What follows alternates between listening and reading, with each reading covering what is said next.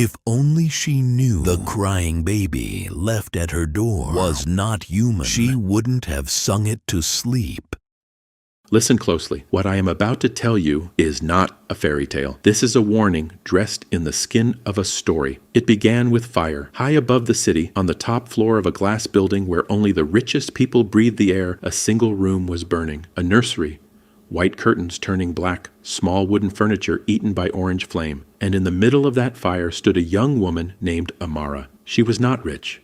She had no business being in that building, but there she was. Hands pressed against the wall, smoke filling her lungs, a baby monitor crackling with the sound of a child crying nearby. Far below, a crowd had gathered.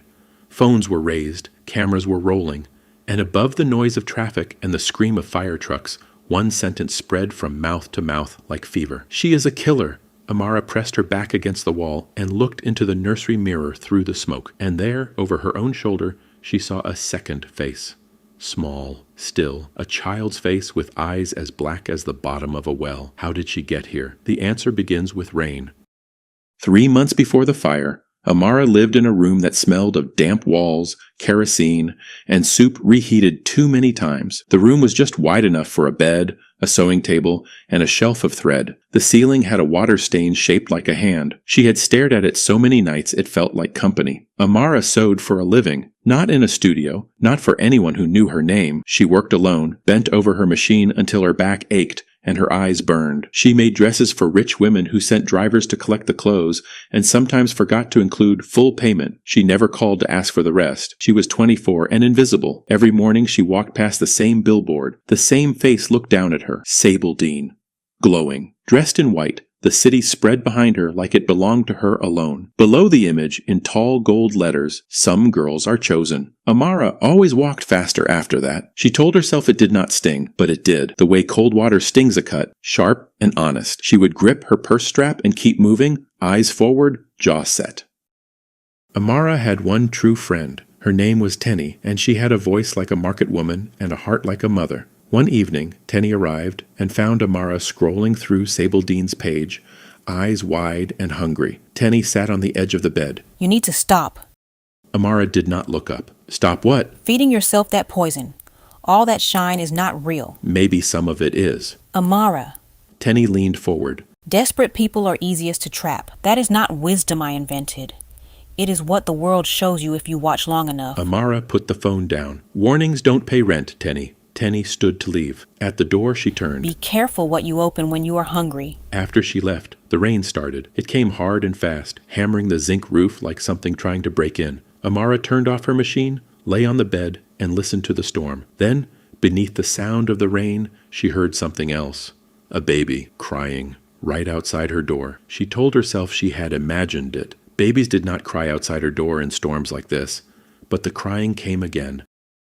Amara opened the door. The rain was furious. The corridor was dark and wet, and on her mat, wrapped in cloth so white it seemed to glow, was a baby. She looked left. She looked right. The corridor was empty. No footprints in the wet floor. No sound of retreating feet. Just the rain and the child and the strange still air between them. She bent down slowly. The cloth was dry. Completely dry. The moment her fingers touched the child, the crying stopped, cut off, mid-breath, like a button pressed inside it. The baby opened its eyes. They were dark and deep and too steady for a newborn, not the blurry gaze of an infant just finding the world. These eyes already knew the world. They looked at her fully, as if she were the thing they had been sent to find. Then, just before the crying started again, the corners of its small mouth lifted. It smiled at her. Not the gas bubble twitch that parents explain away. Something deliberate. Amara should have closed the door. She felt it. A shift in the stomach. A hesitation in the blood. She did not close the door. She carried the baby inside. She had never properly held an infant. Her arms were stiff and uncertain, but the child settled into her chest like it had always belonged there, like a thing returning to its correct place. She tried everything to stop the crying. She rocked. She paced. She checked the cloth carefully. Nothing worked. Then, without deciding to, she began to hum. An old melody, one her mother used to sing when the nights were too loud, simple and slow, with no real words. Just a tune that moved like water over smooth stone. The baby went still. Amara kept humming, softer now. The air in the room changed. It grew warmer than her small heater could explain. The light bulb above her, which had flickered for weeks, steadied itself, and burned clean and bright. Then her phone, dead for 3 days, no charge, lying face down on the shelf, lit up on its own. 3 missed calls from an unknown number. And a message. Emergency sewing job. High-profile event tomorrow. Good pay. Are you available? She looked down at the sleeping baby in her arms. Her heart was beating very fast, not with fear, with something that felt dangerously like hope. The job was real. An event seamstress had fallen sick overnight, and someone needed fast, capable hands. Amara arrived before sunrise with her kit and worked without stopping. Fixed split hems, restitched a torn seam, let out a bodice cut too tight. She kept her head down and her hands moving, but she hummed while she worked. Quietly, without noticing, the same slow melody from the night before. At noon, a voice behind her said, "Who taught you that song?" She turned.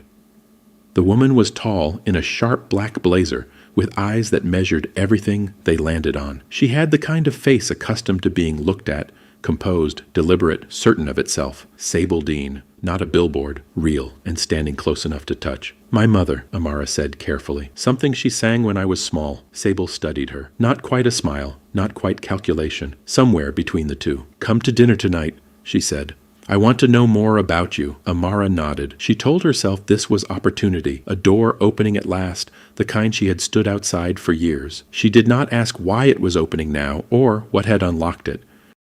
The restaurant was on a rooftop, the kind of place where the glasses looked thin enough to shatter from a whisper, and the lights made everyone appear as if they belonged in a painting. Amara wore a borrowed dress. She knew it was borrowed, but it fitted well enough that she nearly forgot. Sable talked the whole evening about the city, about influence, about the difference between people who waited for things and people who arranged for things. "Success is not about being the best," Sable said. "It is about story. What story are you telling? What do people feel when they look at your face?" Amara listened. She had always been good at listening. Then a famous influencer at the next table, someone Amara had studied on her phone many times, leaned across with a quiet, strange expression. "That song you were humming when you came in," the woman said. "The old cradle melody. Where did you learn it?" Amara opened her mouth, but the woman was already pulling back. Her face had cracked around the eyes. She looked at Amara the way people look at something they hope never to see again. She looked afraid. Amara closed her mouth. She did not answer.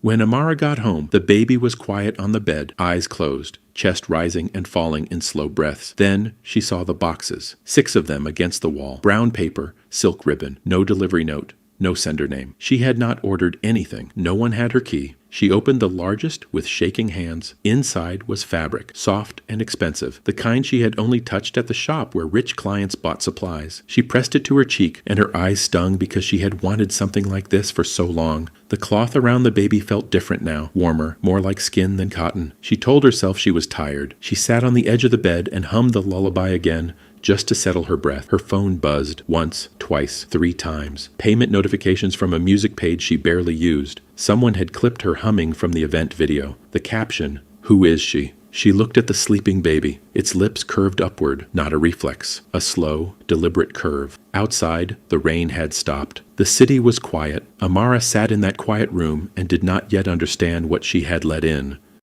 Within a week, the video had spread in ways she could not explain. 20 seconds of shaky footage from backstage, catching her voice during a quiet moment. But the comments kept coming. Who is she? That voice reaches somewhere deep and stays. Her neighbor, who had knocked on the wall for months about the sewing machine, now smiled at her in the corridor. Her landlord, who had twice threatened to replace her, knocked one morning with bread and said there was no rush on rent. The world that had barely noticed her was turning her way. She called Tenny that evening, laughing in a way she had not laughed in months. Tenny laughed too, then stopped. "That baby, still there? Still no sign of where it came from. I want to see it." Tenny came on Sunday and stood in the doorway looking at the child in its nest of fine cloth. She stood there a long time without speaking. The baby lay on its back, arms out, completely still. Tenny did not smile, did not make the sounds people usually make near infants. Then she said it, slowly, the way you say something you have checked twice before speaking. "Amara, babies do not cast shadows like that." Sable took her across the city to a building with no sign on the door and a man out front who nodded without being told anything. Inside, Sable showed her things. The jewels worn to public events, rented, returned the same night. The romances between famous people, arranged to trend for 2 weeks, then quietly ended. The gossip pages that seemed to report drama naturally. fed by publicists who paid per story. The brands that discovered raw, real girls from nowhere, not because they valued realness, but because realness sold product at a premium. I am showing you the machine, Sable said. Most people live inside it their whole lives and never see the walls. Amara said nothing. You can rise quickly. Your voice, your story, poverty made good, girl from nowhere finds her place. That sells. House of Vale is interested in you. What would I have to give? Amara asked. Sable smiled slowly. Just whatever version of yourself the world wants most. Amara thought about her damp room, the ceiling stain, the billboard with its 5 gold words. She thought about the boxes she had not ordered, the money on her phone, the warmth of the baby against her chest. She nodded. After every lullaby, something improved. She noticed the pattern slowly, the way you notice a smell that was always there. She would sing the baby to sleep, and by morning a door would open. A brand message, a contract, a call bringing an opportunity she had not expected. The baby was growing. Not the way real infants grow. Gradual, trackable, more sudden. One morning, it seemed heavier, its face more defined, its eyes, always dark, now seemed to absorb the light rather than reflect it. The hands were what she noticed most. During a morning feeding, the baby wrapped its fingers around her wrist to steady itself. She thought nothing of it. Babies gripped things, but the pressure was wrong, too firm, too deliberate, like something that had decided to hold on rather than something reaching by instinct. She put the child down and turned on the light. A bruise around her wrist, pale and clear. 5 marks in the exact shape of 5 small fingers. She looked at the baby. The baby looked back. Its expression was patient, unhurried, the way something very old is always patient, because time does not run short for it. She pulled her sleeve down before Tenny could see it. Tenny came back on a Wednesday, unannounced. She stood in the corner watching the baby with the stillness of someone looking carefully for something specific. Then she said, Come here. Amara came. Watch. Amara's phone was on the shelf, screen up, with a live stream playing, comments rolling in fast, praising her voice and face, the small daily flood of attention that had become ordinary. The baby, lying on the bed, had turned its head toward the phone. Its eyes were fixed on the scrolling comments. As the words came in, faster, warmer, something in the child's face settled, satisfied, the way a person looks when they are eating something they needed badly. When the stream paused and the comments slowed, the baby's face tightened. Its mouth opened wide. The sound that came out was not a hunger cry, not fear. Something older and harder than both, a sound with intention behind it. Tenny grabbed Amara's arm. Take it to the pastor tonight, or the police, anywhere. This is not a baby. Before Amara could answer, the pitch changed. The sound hit Tenny like a hand across the face. She stepped back hard. Her fingers flew to her nose. When she pulled them away, they were red. House of Vale was not like other brands. Other brands had offices with receptionists and bottled water on meeting tables. House of Vale had a mansion surrounded by trees so old they blocked afternoon light. The room smelled of money the way old churches smell of incense, not sprayed on, but absorbed over years into every wall and floor. They photographed Amara for 3 hours, changed her hair, fitted her in clothes made for her measurements alone. They called her the real girl with the angel voice, a product name, which it was. She signed papers without reading all the pages. She smiled until her cheeks ached. She was given a new phone, a car allowance, and a monthly figure that made her go still. Then they walked her through the mansion. Her guide moved quickly, pointing at paintings, speaking in a smooth, rehearsed voice. They passed a door at the end of a long corridor.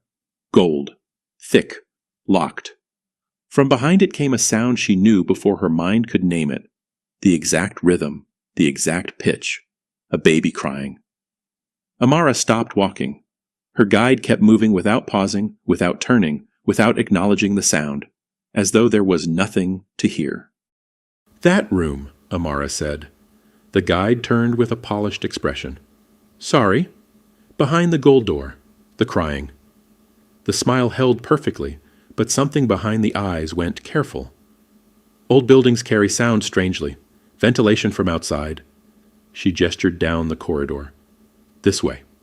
Amara looked at the door a moment longer. The crying had stopped. She followed and said nothing more. That night she came home to an apartment that felt wrong. Same walls, same weak light. But something had shifted, the way a room feels after someone has been inside while you were away. She went to the bed. The baby was not in its nest. Her throat closed. She turned fast, scanning corners, the space beneath the sewing table. There, on her side of the bed, on her pillow. The baby lay on its back, staring at the ceiling. She had put it in its nest before leaving. She had locked the door. She had the only key. She stood in the room a long time, key still in her hand, silence pressing in.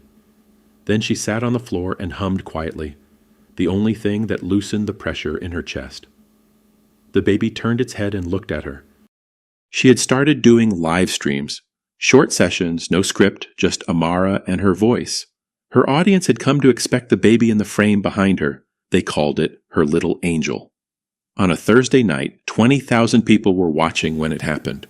She was halfway through the lullaby when she felt it, the mood of 20,000 people changing at once, shifting from warmth into something confused and cold. She turned her head.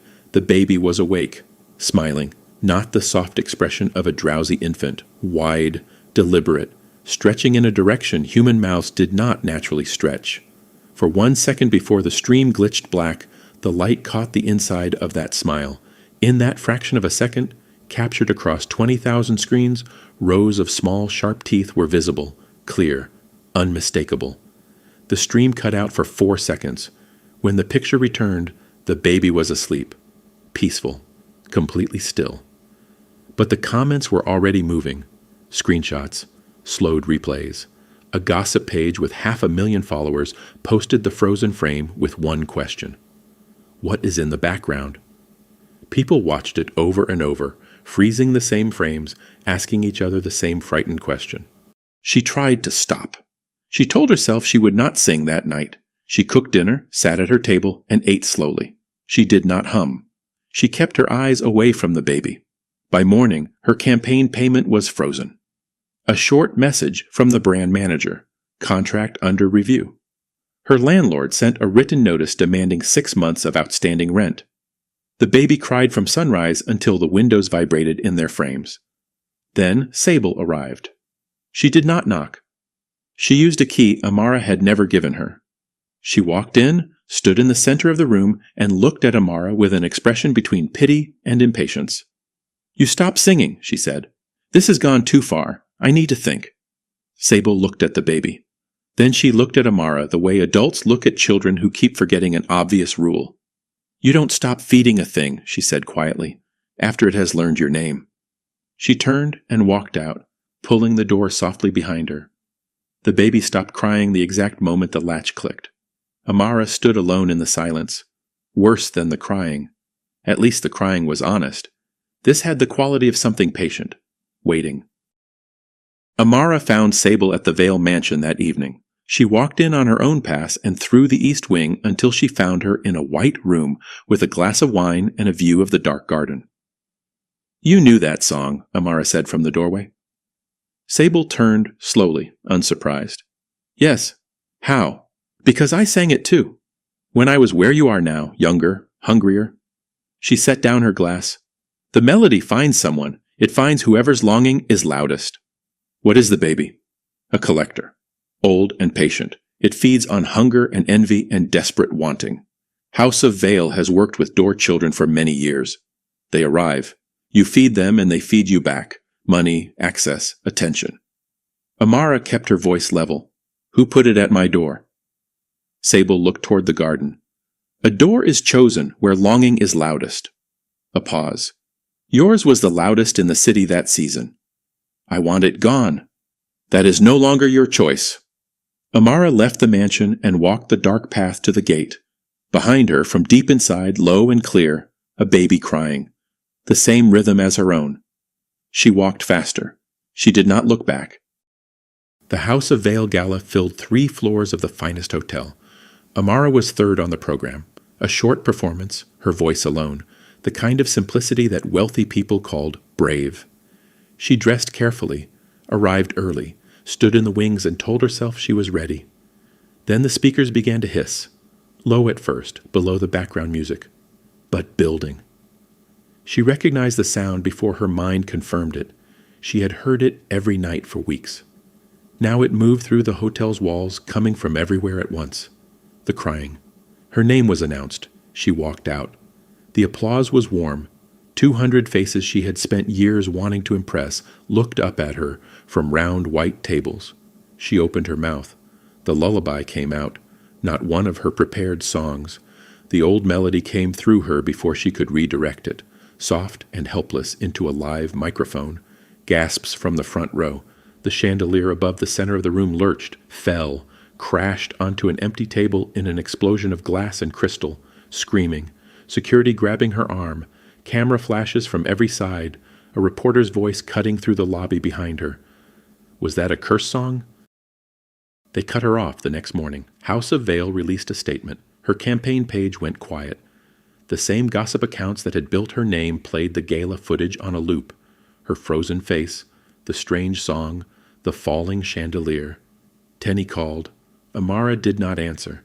She went to a place heard about in whispers. People who changed the subject after mentioning it. A back street behind the central market. A door with no number. Inside the smell of crushed herbs, old earth, and something burnt beneath. The man called Babacrow listened to all of it without writing anything down. When she finished, he said, "It is a collector, ancient and patient. It feeds on hunger, envy, desperate wanting. It chose your door months before the storm. Your longing had already made the walls thin. Can you remove it?" He looked at her for a long time. "I can give you something stronger. Bind it to yourself. Command it. Your enemies become its meal instead of you." He placed a clay bowl on the table. "The price is hidden," he said. "It always comes last." She looked at the bowl. She thought about Sable, the gala, everything they had taken. She said yes. She knew it was wrong. The part of her still connected to the girl who sewed alone at night and asked for nothing. That part knew. But she had been mocked, dropped, and made small in front of the whole city, and she had run out of patience. Babacrow gave her a small blade. She cut her palm. She sang into the bowl of black water. Her voice went in, and the surface rippled without being touched. At the exact moment the ripple reached the bowl's edge, the baby at her apartment cried out. She felt it as a pull behind her ribs, like a string connecting her chest to something distant. Babacrow spoke words over the water, pressed herbs onto her cut palm, wrapped it. He told her to go home and not speak until morning. She went home. She did not speak. In the middle of the night, she woke to the baby pressed against her shadow on the sheet, drinking shadow the way an infant drinks milk. Her silhouette was thinner than before. In the morning, her phone showed Sable Dean had been admitted to hospital. Every mirror in her home had shattered. Her enemies fell like trees in wet season. Sable's secrets poured out. Financial records. Contracts showing how House of Vale had built careers only to harvest them. Girls paid to vanish after serving their purpose. Money moving in directions that brought official attention quickly. The gossip pages that had destroyed Amara printed her vindication with the same energy they had used to ruin her. The crowd turned without apology, as if the cruelty had been someone else's idea. Amara watched from her apartment. She still had the phone, the allowance, a new contract offer from a brand untouched by the scandal. The city was still interested. Survival, she had learned, was its own kind of currency. But sitting at her table with the baby behind her, she felt something quiet and cold that was not relief. She caught herself smiling at news of people being hurt, not a guilty grimace, genuine, unhurried satisfaction. She noticed this about herself. She looked at the baby. The baby looked back. Tenny had come twice that week. Amara had not opened the door. On the second visit, through the wood, Tenny said, "I don't know who is in there anymore." The city was celebrating her return. She felt nothing but cold. The baby started speaking. Not clearly. Not full sentences to write down. Sounds that shaped into patterns. Fragments in borrowed voices she recognized. Her mother's voice once. Tenny's particular laugh. Sable's flat, measured tone when she wanted to sound patient. It would make these sounds and watch Amara's face, reading her reactions the way a student reads a teacher after giving an answer.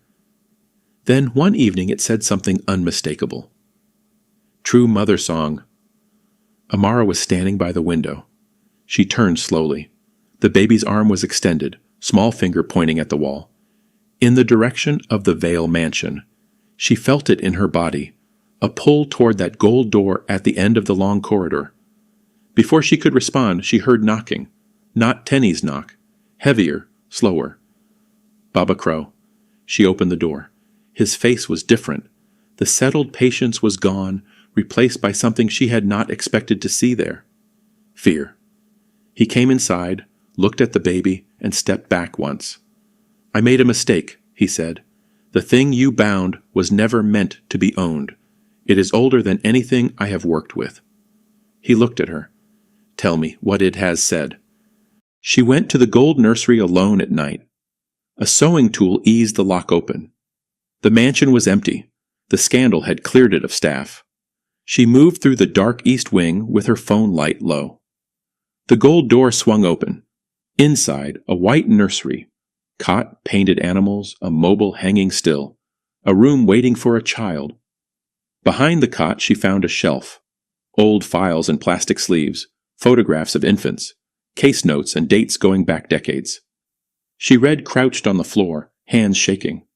A baby had died in this room before Amara was born. An infant brought for a Vale family wealth ritual.